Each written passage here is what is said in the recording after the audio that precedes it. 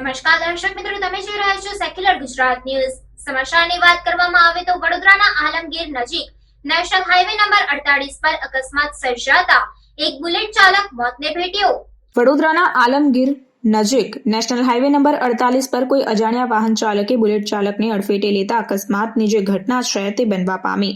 આપને જણાવી દઉં કે અકસ્માતના પગલે બુલેટ ચાલકનું કમકમાટી ભર્યું મોત નીપજ્યું હતું।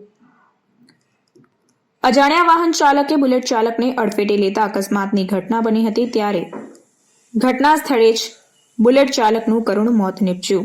ત્યારે આ મામલે વરણાવા પોલીસ સ્ટેશનની ટીમને જાણ થતાં પોલીસ ઘટના સ્થળે પહોંચી અને નેશનલ હાઈવે નંબર 48 પર ટ્રાફિકના દ્રશ્યો પણ અકસ્માતને પગલે જોવા મળ્યા હતા।